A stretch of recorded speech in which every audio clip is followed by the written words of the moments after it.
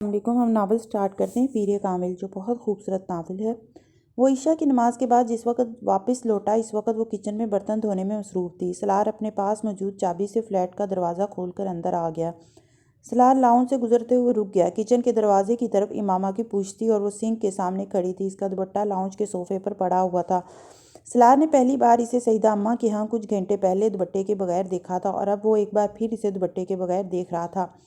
9 سال پہلے وضو کرتے دیکھتے ہوئے اسے پہلی بار امامہ کو اس چادر کے بغیر دیکھنے کی خواہش پیدا ہوئی جو وہ اوڑھے رکھتی تھی۔ 9 سال بعد اس کی خواہش پوری ہو گئی تھی۔ اس نے 9 سال میں کئی بار اسے اپنے گھر میں محسوس کیا تھا، مگر آج جب وہ اسے وہاں دیکھ رہا تھا تو وہ دم بخود تھا۔ اس کے سیاہ بال ڈھیلے ڈھالے انداز میں جوڑے کی شکل میں لپیٹے گئے ہوئے تھے، اور سفید سویٹر کی پشت پر وہ ایک دم بہت نمایاں ہو گئے تھے۔ نکاح نامے پر آمنہ مبین ولد ہاشم مبین احمد کو اپنی بیوی کے طور پر تسلیم کرنے کا اقرار کرتے ہوئے اس کے ذہن میں ایک لمحے کے لیے بھی کوئی شک پیدا نہیں ہوا تھا۔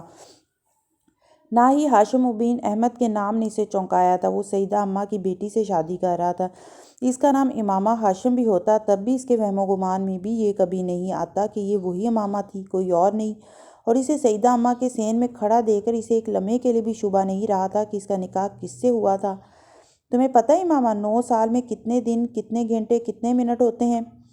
خاموشی ٹوٹ گئی۔ اس کی آواز میں جسم کو چٹخا دینے والی ٹھنڈک تھی۔ امامہ نے ہونٹ بھینچتے ہوئے نل بند کر دیا۔ وہ اس کے پیچھے کھڑا تھا، وہ اتنا قریب کہ وہ اگر مڑنے کی کوشش کرتی تو اس کا کندھا ضرور اس کے سینے سے ٹکرا جاتا۔ اس نے مڑنے کی کوشش نہیں کی۔ وہ اپنی گردن کی پشت پر اس کے سانس لینے کی مدھم آواز سن سکتی تھی۔ وہ اب اس کے جواب کا منتظر تھا۔ اس کے پاس جواب نہیں تھا۔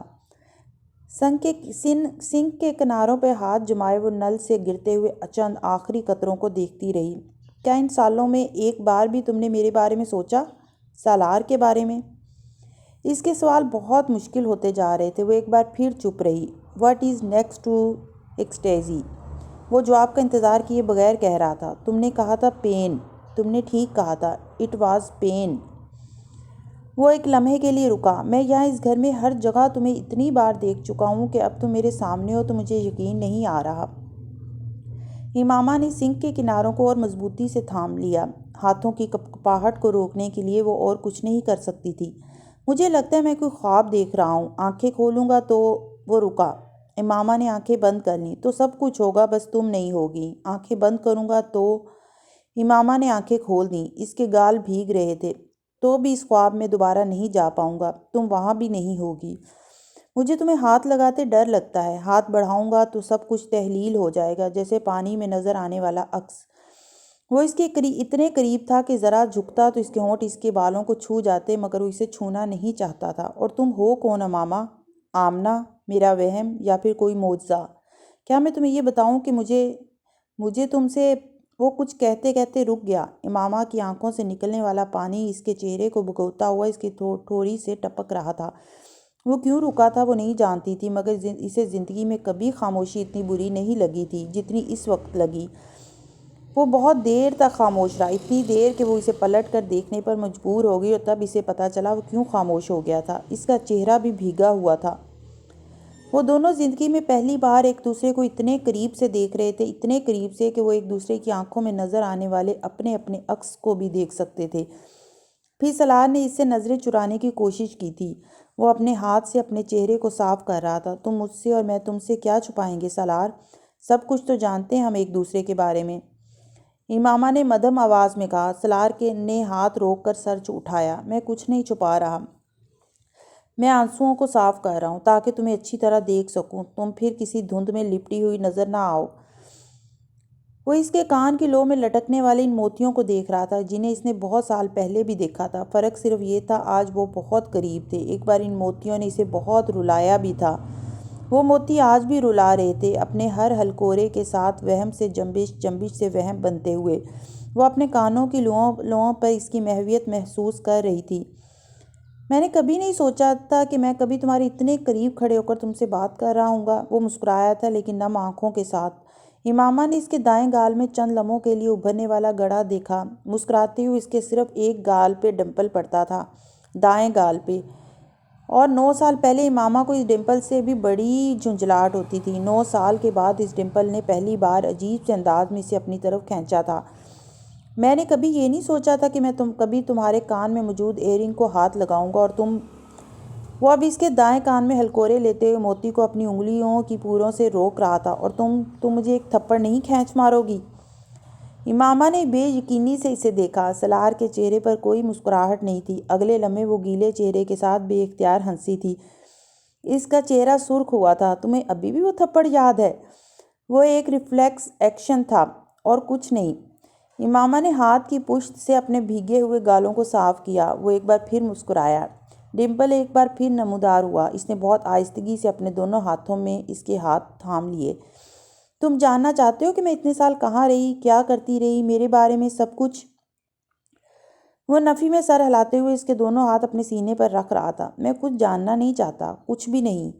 تمہارے لیے اب میرے پاس کوئی اور سوال نہیں ہے۔ میرے لیے کافی ہے کہ تم میرے سامنے کھڑی ہو۔ میرے سامنے تو ہو۔ میرے جیسا آدمی کسی سے کیا تحقیق کرے گا؟ امامہ کے ہاتھ سلار کے سینے پر اس کے ہاتھوں کے نیچے دبے تھے۔ پانی نے اس کے ہاتھوں کو سرد کر دیا تھا۔ وہ جانتی تھی وہ کیوں اس کے ہاتھ اپنے سینے پر رکھے ہوئے تھا۔ لاشعوری طور پر وہ اس کے ہاتھوں کی ٹھنڈک ختم کرنے کی کوشش کر رہا تھا، بالکل اسی طرح جس طرح کوئی بڑا کسی بچے کے سرد ہاتھوں میں حرارت پیدا کرنے کی کوشش کرتا ہے۔ اس کے سینے پر ہاتھ رکھے وہ سویٹر کے نیچے سے اس کے دل کی دھڑکن کو محسوس کر سکتی تھی۔ وہ بے ترتیب تھی، تیز، پرجوش، کچھ کہتی ہوئی، کچھ کہنے کی کوشش کرتی ہوئی۔ اس کے سینے پر ہاتھ رکھے وہ اس وقت اس کے دل تک پہنچی ہوئی تھی۔ اسے شبہ نہیں تھا وہ شخص اس سے محبت کرتا تھا۔ کیوں کرتا تھا؟ اس کا جواب سامنے کھڑا ہوا شخص بھی نہیں دے سکتا تھا۔ اس نے اس شخص سے یہ سوال کیا بھی نہیں تھا۔ سلار کی آنکھیں پرسکون انداز میں بند تھیں۔ نہ بھی ہوتی تب بھی ان آنکھوں کو دیکھتے ہوئے اب اسے کوئی الجھن نہیں ہو رہی تھی۔ ان آنکھوں میں جو کچھ 9 سال پہلے تھا اب نہیں تھا۔ جو اب تھا وہ 9 سال پہلے نہیں تھا۔ ہم کیا ہیں؟ ہماری محبتیں کیا ہیں؟ کیا چاہتے ہیں؟ کیا پاتے ہیں؟ اس کی آنکھوں میں ایک بار پھر نمی اترنے لگی تھی۔ جلال انصر اور سلار سکندر، خواب سے حقیقت اور حقیقت سے خواب۔ زندگی کیا اس کے سوا اور کچھ ہے؟ امامہ نے آہستگی سے اپنے ہاتھ کھینچے۔ سلار نے آنکھیں کھول دیں۔ اس کی آنکھوں میں ایک ثانیے کے لیے ابھرنے والے تاثر کو صرف وہی پہچان سکتی تھی۔ پریشانی، اضطراب، خوف، تینوں میں سے کچھ تھا۔ امامہ نے ایک نظر اس کے چہرے کو دیکھا، پھر سیاہ سویٹر کے گلے سے باہر نکلے ہوئے سفید کالرز کو دیکھا۔ کچھ کہے بغیر بہت نرمی کے ساتھ اس کی گردن کے گرد بازو حمائل کرتے ہوئے اس نے سلار کے سینے پر سر رکھ کر آنکھیں بند کر لیں۔ اس نے پہلی بار سلار کے کولون کی ہلکی سی مہک کو محسوس کیا۔ 9 سال پہلے وہ بہت تیز قسم کے پرفیومز استعمال کرتا تھا۔ 9 سال بعد سلار بالکل ساکھ تھا، یوں جیسے اسے یقین نہیں آیا ہو۔ چند لمحوں کے بعد اس نے بڑی نرمی کے ساتھ امامہ کے گرد اپنے بازو پھیلائے۔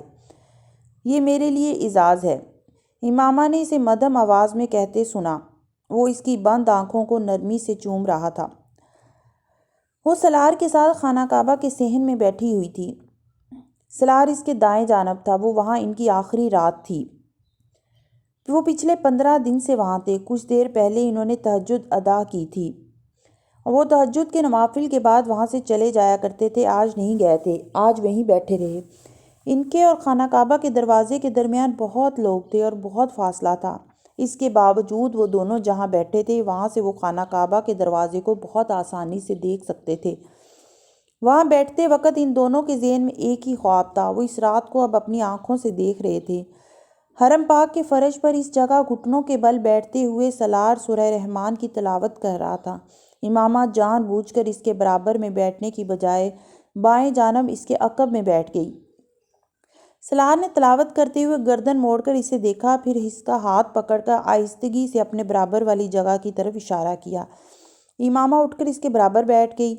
سلار نے اس کا ہاتھ چھوڑ دیا۔ وہ اب خانہ کعبہ کے دروازے پر نظریں جمائے ہوئے تھا۔ امامہ بھی خانہ کعبہ کو دیکھنے لگی۔ وہ خانہ کعبہ کو دیکھتے ہوئے اس خوشحال آواز کو سنتی رہی جو اس کے شوہر کی تھی، فَبِأَيِّ آلَاءِ رَبِّكُمَا تُكَذِّبَانِ۔ اور تم اپنے پروردگار کی کون کون سی نعمتوں کو جھٹلاؤ گے؟ تم جو کچھ کر رہی ہو امامہ، تم اس پر بہت پچھتاؤ گی۔ تمہارے ہاتھ کچھ بھی نہیں آئے گا۔ 9 سال پہلے ہاشم مبین نے اس کے چہرے پر تھپڑ مارتے ہوئے کہا تھا۔ ساری دنیا کی ذلت اور رسوائی، بدنامی اور بھوک تمہارا مقدر بن جائے گی۔ انہوں نے اس کے چہرے پر ایک اور تھپڑ مارا۔ تمہارے جیسی لڑکیوں کو اللہ ذلیل و خوار کرتا ہے، کسی کو منہ دکھانے کے قابل نہیں چھوڑتا۔ امامہ کی آنکھیں نم ہو گئیں۔ ایک وقت آئے گا جب تم دوبارہ ہماری طرف لوٹو گی، منت سماجت کرو گی، تب ہم تمہیں دھتکار دیں گے۔ تم چیخ چیخ کر اپنے منہ سے اپنی گناہ کی معافی مانگو گی، کہو گی میں غلط تھی۔ امامہ اشکبار آنکھوں سے مسکراتی رہی۔ میری خواہش ہے بابا، اس نے زیر لب کہا، کہ زندگی میں ایک بار میں آپ کے سامنے آؤں اور آپ کو بتا دوں کہ دیکھ لیجئے، میرے چہرے پر کوئی ذلت، کوئی رسوائی نہیں ہے۔ میرے اللہ اور میرے پیغمبر محمد صلی اللہ علیہ وآلہ وسلم نے میری حفاظت کی۔ مجھے دنیا کے لیے تماشا نہیں بنایا، نہ دنیا میں بنایا ہے، نہ ہی آخرت میں کسی رسوائی کا سامنا کروں گی۔ اور میں آج اگر یہاں موجود ہوں تو صرف اس لیے کیونکہ میں سیدھے راستے پر ہوں، اور یہاں بیٹھ کر میں ایک بار پھر اقرار کرتی ہوں کہ محمد صلی اللہ علیہ وآلہ وسلم اللہ کے آخری رسول ہیں۔ ان کے بعد کوئی پیغمبر آیا نہ ہی کبھی آئے گا۔ میں اقرار کرتی ہوں کہ وہی پیر کامل ہیں۔ میں اقرار کرتی ہوں کہ ان سے کامل ترین انسان دوسرا کوئی نہیں، بے شک ان کی نسل میں بھی کوئی ان کے برابر آیا ہے، نہ ہی کبھی آئے گا، اور میں اللہ سے دعا کرتی ہوں کہ وہی پیر کامل ہیں۔ میں اقرار کرتی ہوں کہ ان سے کامل ترین انسان دوسرا کوئی نہیں، اور میں اللہ سے دعا کرتی ہوں کہ وہ مجھے آنے والی زندگی میں بھی کبھی اپنے ساتھ شرک کروائے، نہ ہی مجھے آخری پیغمبر محمد مصطفیٰ صلی اللہ علیہ وآلہ وسلم کے برابر کسی کو لا کھڑا کرنے کی جرت ہو۔ میں دعا کرتی ہوں کہ اللہ زندگی بھر مجھے سیدھے راستے پر رکھے، بے شک میں اس کی کسی نعمت کو نہیں جھٹلا سکتی۔ سالار نے سورہ رحمان کی تلاوت ختم کر لی تھی۔ چند لمحوں کے لیے وہ رکا، پھر سجدے میں چلا گیا۔ سجدے سے اٹھنے کے بعد وہ کھڑا ہوتے ہوئے رک گیا۔ امامہ آنکھیں بند کیے دونوں ہاتھ پھیلائے دعا کر رہی تھی۔ وہ اس کی دعا ختم ہونے کے انتظار میں بیٹھ گیا۔ امامہ نے دعا ختم کی۔ سالار نے اٹھنا چاہا، وہ اٹھ نہیں سکا۔ امامہ نے بہت نرمی کے ساتھ اس کا دایاں ہاتھ پکڑ لیا۔ وہ حیرت سے اسے دیکھنے لگا۔ یہ جو لوگ کہتے ہیں نا کہ جس سے محبت ہوئی وہ نہیں ملا، ایسا پتہ ہے کیوں ہوتا ہے؟ رات کے اس پچھلے پہر نرمی سے اس کا ہاتھ تھامے وہ بھیگی آنکھوں اور مسکراتے چہرے کے ساتھ کہہ رہی تھی، محبت میں صدق نہ ہو تو محبت نہیں ملتی۔ 9 سال پہلے میں نے جب جلال سے محبت کی تو پورے صدق کے ساتھ کی۔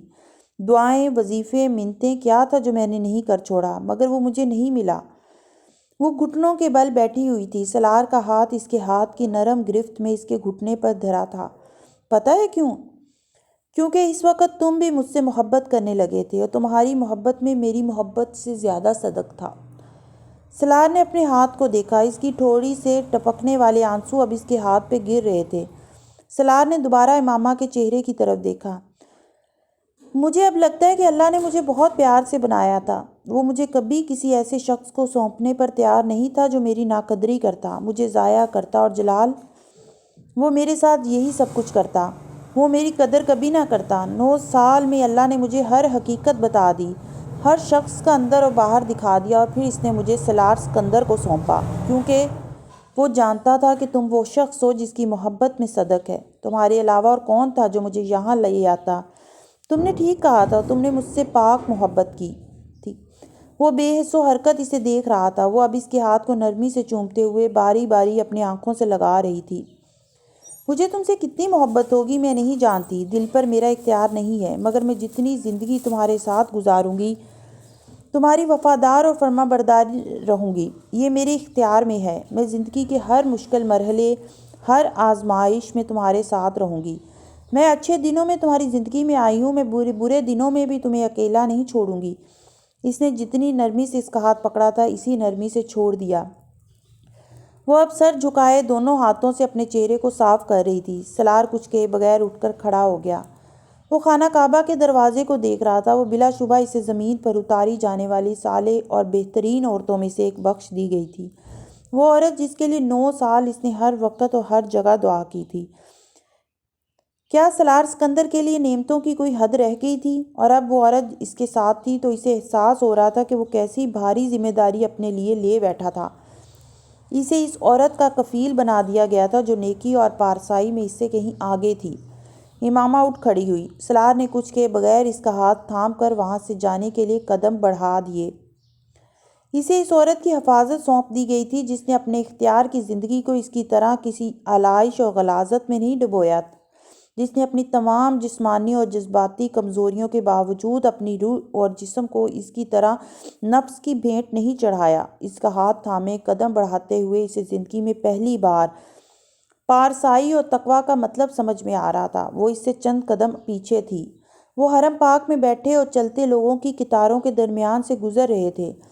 وہ اپنی پوری زندگی کو جیسے فلم کی کسی سکرین پر چلتا دیکھ رہا تھا اور اسے بے تحاشا خوف محسوس ہو رہا تھا۔ گناہوں کی ایک لمبی فہرست کے باوجود اس نے صرف اللہ کا کرم دیکھا تھا، اور اس کے باوجود اس وقت کوئی اس سے زیادہ اللہ کے غضب سے خوف نہیں کھا رہا تھا۔ وہ شخص جس کا آئی کیو لیول 150 پلس تھا اور جو فوٹوگرافک میموری رکھتا تھا، 9 سال میں جان گیا تھا کہ ان دونوں چیزوں کے ساتھ بھی زندگی کے بہت سارے مقامات پر انسان کسی اندھے کی طرح ٹھوکر کھا کر گر سکتا تھا۔ وہ بھی گرا تھا، بہت بار، بہت مقامات پر۔ تب اس کا آئی کیو لیول اس کے کام آیا تھا، نہ اس کی فوٹوگرافک میموری۔ ساتھ چلتی ہوئی لڑکی وہ دونوں چیزیں نہیں رکھتی تھی۔ اس کی مٹھی میں ہدایت کا ایک ننھا سا جگنو تھا، اور اس جگنو سے امڑتی روشنی کے سہارے زندگی کے ہر گپ اندھیرے کو ٹھوکر کھائے بغیر وہ گزر گئی تھی۔